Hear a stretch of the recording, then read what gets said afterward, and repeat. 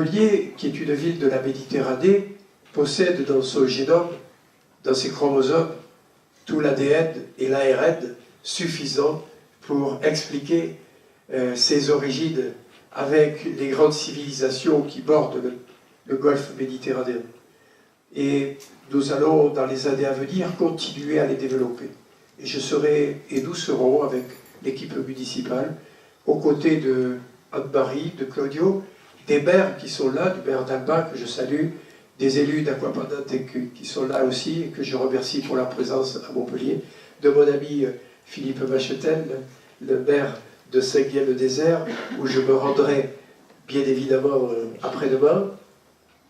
Et je le remercie d'avoir accueilli cette grande manifestation. Valérie Bartas, qui est l'élu délégué, l'élu de Castelnau aussi, qui est là, qui est présente et que je remercie beaucoup, messieurs les consuls qui sont là, et puis tous les historiens qui représentent leur recherche à la fois d'Espagne, au Portugal, et à l'Italie, et en France. C'est un très beau colloque qu'il va y avoir, parce que ceux qui vont intervenir sont des passionnés, chacun à son poste, d'être présent à Montpellier pour cette magnifique manifestation. Merci aux lanceurs de drapeaux italiens qui enchantent la ville. Et je crois que pendant ces 3 jours, nous aurons de belles choses à entendre et à partager. Merci beaucoup. Alors, donc Monsieur Paolo Ascani va nous parler de Saint-Roch. Après, suivons les témoignages concernant le chemin de Saint-Jacques par Jacques Machtel et Adeline Requois. Le dernier volet étant les synergies et perspectives d'un tourisme spirituel lié à Saint-Roch de Montpellier. Donc nous aurons l'intervention de M. Nicolas Montesano, lu par M. Paolo Ascani. Et après nous aurons l'intervention de Mme Elena Pinto. Je commence. Un résumé des recherches sur la vie de Saint-Roch. Les informations concernant la vie de Saint-Roch, incomplètes et souvent légendaires, nous ont été transmises grâce à un certain nombre de tests nous permettant de disposer d'une série de données historiques essentielles. Il s'agit de petites œuvres du XVe siècle que les historiens appellent hagiographie, c'est-à-dire vie de saint, car le terme biographie ne serait pas correct. La biographie en sens moderne étant une reconstruction historique se basant sur d'autres critères, méthodes et recherches. Voilà pourquoi les œuvres géographiques ne constituent pas nécessairement la meilleure façon de créer une biographie rigoureuse des saints et de la naissance de leur culte. En général, elles sont écrites longtemps après les faits et se justifient plus pour des raisons religieuses ou d'ordre moral que pour des raisons historiques. De ce fait, les anciennes géographies ne sont pas des documents fondamentaux pour les chercheurs modernes dans le cadre de la reconstruction historique de la naissance d'un culte local, à l'inverse des témoignages liturgiques et archéologiques. Ainsi, par la comparaison de ces documents liturgiques et archéologiques avec les anciennes géographies, nous pouvons obtenir une série d'éléments historiques suffisants à la reconstruction d'une tentative de biographie, même si dans le cas de Saint-Roch, la question reste difficile. Selon notre vision contemporaine, le personnage Guillain possède 2 visages très différents. C'est tout d'abord le personnage historique. Il est cousin de l'empereur Charlemagne, dont il possédait toute la confiance. Il fut l'un de ses plus vaillants guerriers, dont les faits d'armes aux 4 coins de l'Empire, et notamment contre les Sarrasins sur la marche d'Espagne, ont contribué à la stabilité du royaume. Mais Guillain est aussi devenu un personnage mythique dont l'histoire, rassemblée dans la chanson de geste de Guillaume d'Orange, fut écrite plusieurs siècles après sa mort. Celle-ci raconte les exploits d'un personnage hautement symbolique, au comportement exemplaire qui lui valut d'être canonisé, et pour ses reliques de devenir objet de pèlerinage. Sa légende s'est ainsi développée au XIIe siècle, faisant de l'abbaye de Gélôme une étape incontournable du pèlerinage de Saint-Jacques de Compostelle. Ce fait est avéré par la mention qui en est faite, sous la plume du moine Emery Picot, dans le livre 5 du Codex Calixtinus, conservé à la cathédrale de Saint-Jacques de Compostelle. Donc j'ai fait une citation un petit peu abrégée.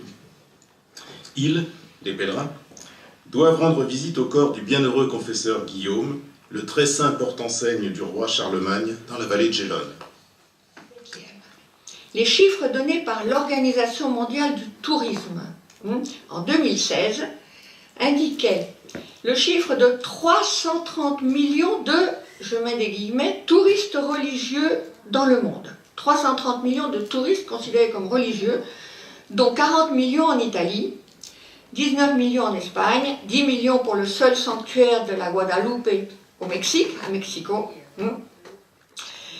5,3 millions pour celui de Fatima, je vous parle de chiffres donnés en 2016, et environ 1 million à Lourdes, qui se vantait au début de ce millénaire d'accueillir 5 millions de pèlerins.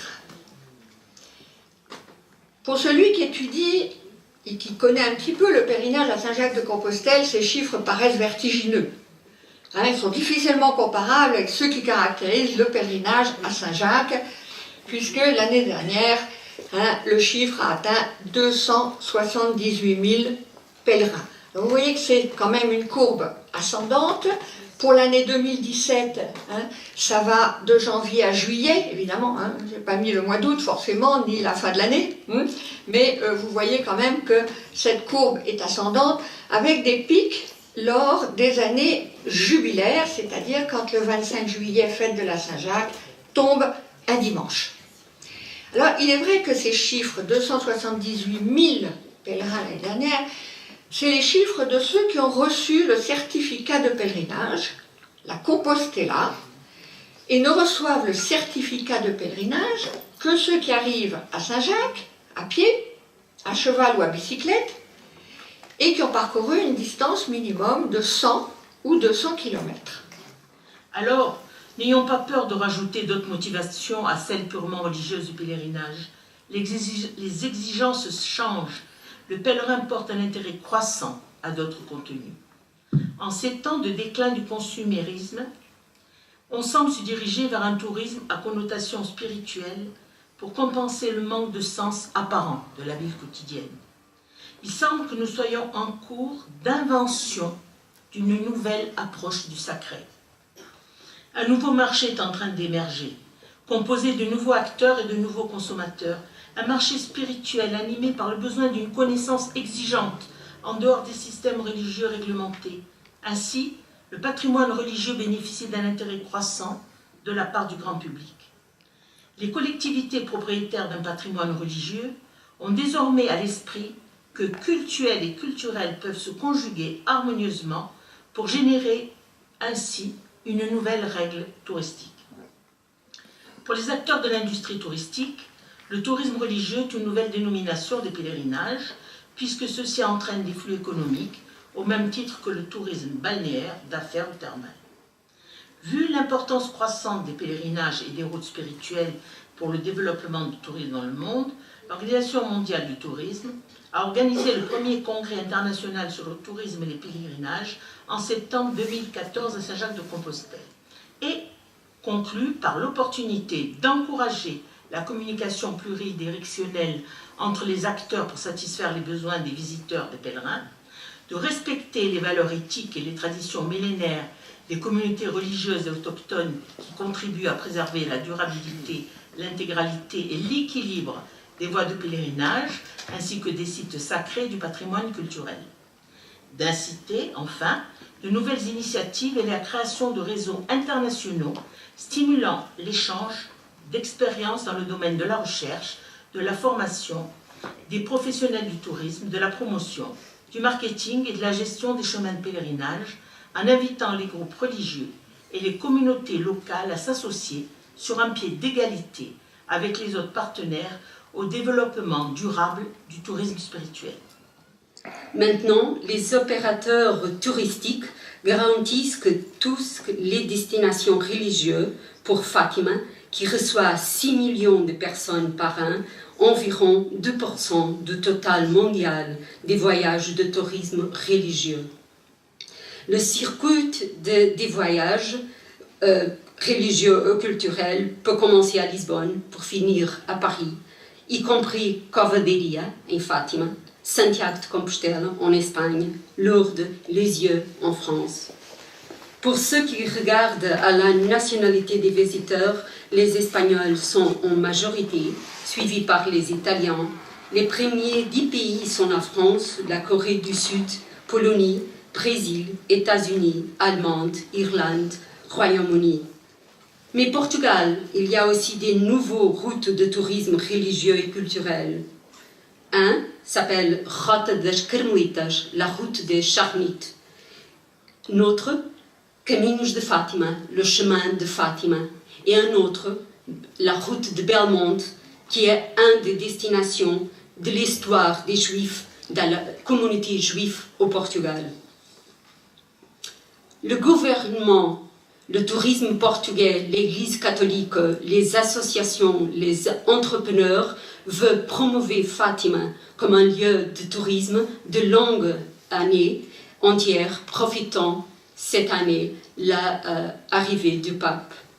Le nouveau projet de la route des Charmelites, Rota das Carmelitas, peut être déjà accompli dans le parcours du couvent de Carmelo en Coimbra jusqu'au lieu de Cova de Iria en Fatima. Moi, je voudrais parler de la situation du tourisme spirituel et religieux et de la dévotion de Saint-Roch dans le territoire de Plaisance.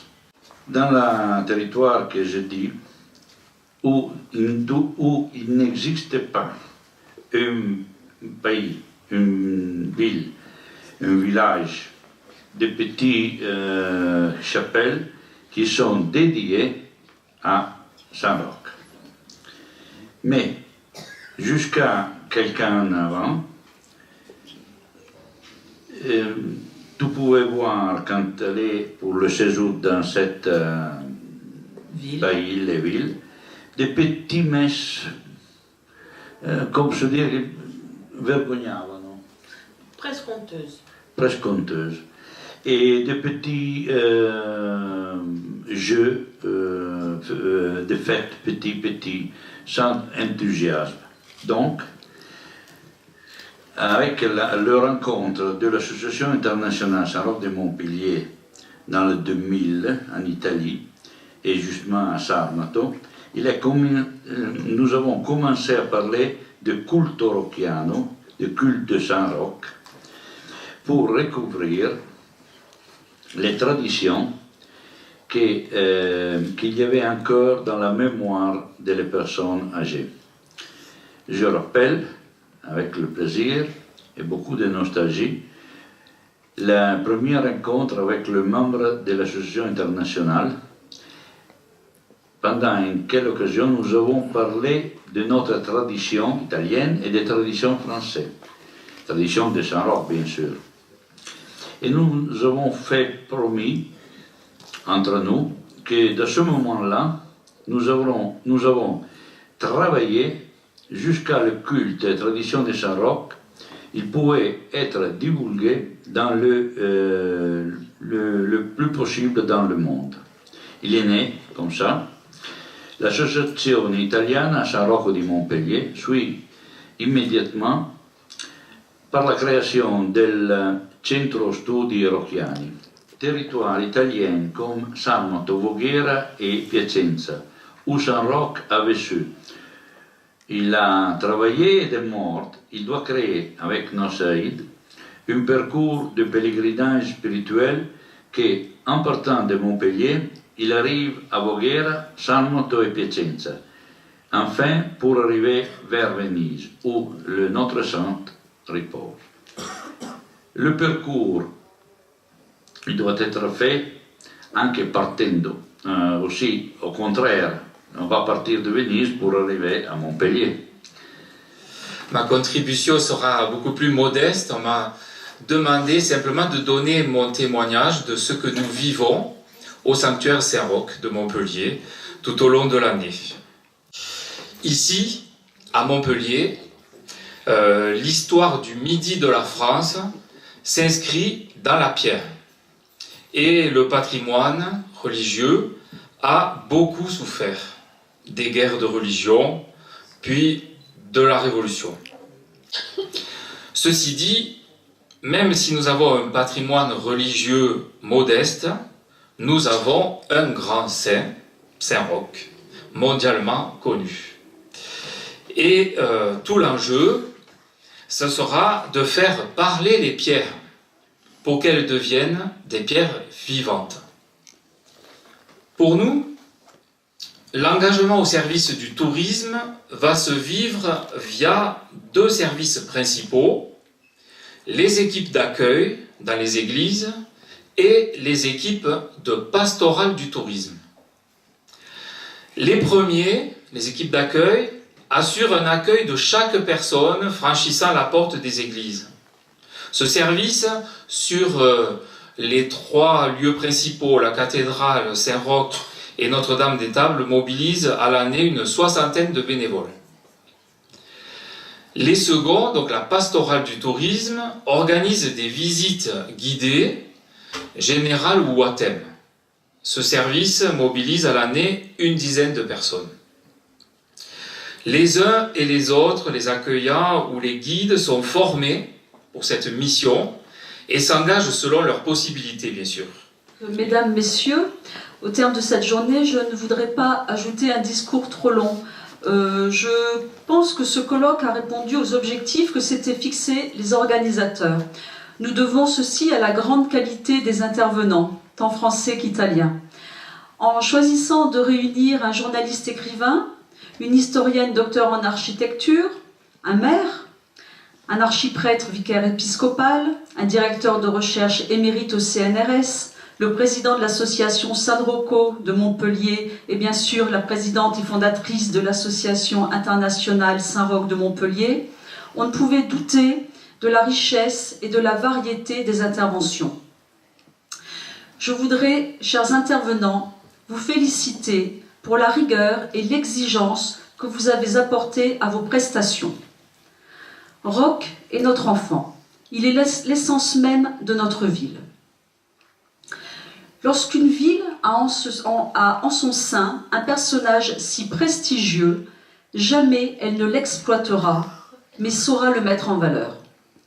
Mettre en valeur cet homme précieux, c'est lui consacrer du temps, c'est permettre aux Montpelliérains, aux visiteurs, aux curieux, aux pèlerins, de faire connaissance avec lui ou de continuer à le connaître en visitant, entre autres, les lieux emblématiques de la ville. Pour ce faire, voici 2 ans, Philippe Sorel, avec la métropole, a intégré le cluster Tourisme et Spiritualité qui propose ainsi une force de ressourcement qui attire les visiteurs à Montpellier. En intégrant ce cluster, Montpellier souhaite valoriser Saint-Roch, mais également son mikvé. Reconnaissons qu'ils le valent bien. Je vous remercie et je vous souhaite de belles fêtes.